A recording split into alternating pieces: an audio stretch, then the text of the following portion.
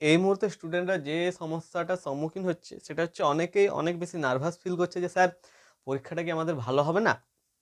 অনেকে বলছে স্যার আমি কিভাবে করবো, আমি তো আগে কোনোদিন এই রকমের কোনো পরীক্ষায় বসিনি। কিন্তু তাতে কি হয়েছে, যদি তুমি তোমার নিজের উপর ভরসা রাখো তুমি অবশ্যই পারবে।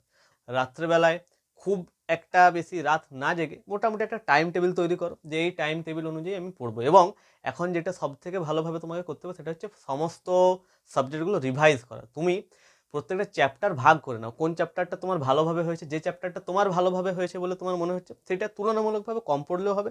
যেগুলো একদমই হয়নি সেগুলোর ক্ষেত্রে যদি তুমি এখন করতে যাও তাহলে কিন্তু প্রথম থেকে শুরু করতে গেলে তোমাকে অনেকটাই বেগ পেতে হবে। তাই যদি তোমার মনে হচ্ছে এখান থেকে কোশ্চেন খুব একটা বেশি আসবে না, যেটা হয়েছে ভালোভাবে সেটা একটু রিভাইজ করবে, এবং যেগুলো মোটামুটি হয়েছে সেগুলো একটু বেশিভাবে রিভাইজ করবে। এবং যেটা একদমই হচ্ছে না বা হয়তো তুমি করে উঠতে পারছো না বা তোমার মনে হচ্ছে যে এটা তো আমি পারবো না, সেক্ষেত্রে সেইটা থেকে যদি কোনো কোশ্চেন আনসার আসার সম্ভাবনা না থাকে সেটা একটু স্কিপ করে যেতে পারো। না হলে যদি নতুন করে তুমি আরও কোনো কিছু করতে যাও সেক্ষেত্রে কিন্তু পরবর্তীকালে সমস্যা হতে পারে। সেক্ষেত্রে তোমার যে পড়াগুলো হয়েছিল সেগুলো হয়তো রিভাইজ তুমি ভালোভাবে না করার জন্য নতুনটা করতে গিয়ে সেইটাও হয়তো তোমার মাথার থেকে একটু বেরিয়ে গেল, সেক্ষেত্রে কিন্তু সমস্যা হতে পারে। এবং এক্ষেত্রে এই সময় পরীক্ষার এই সময় কোনো রকম কোনো তুমি ফাস্ট ফুড খাবে না, কোনো রকম কোনো জাঙ্ক ফুড খাবে না, বাড়িতে তৈরি খাবার খাবে।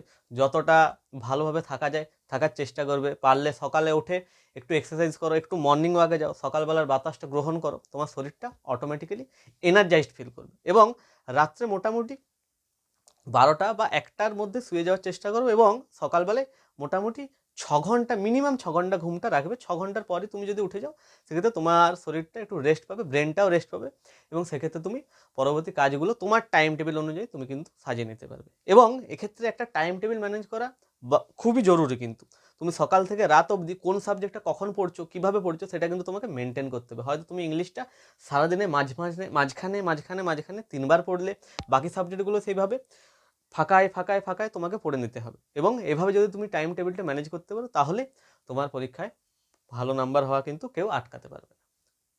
যদি ভিডিওটি তোমার ভালো লেগে থাকে তাহলে অবশ্যই লাইক করো, এবং পরবর্তী ভিডিওর নোটিফিকেশন পেতে চ্যানেলটি সাবস্ক্রাইব করে পাশে থাকা বেল আইকনটি অবশ্যই ক্লিক করে রাখো। ধন্যবাদ।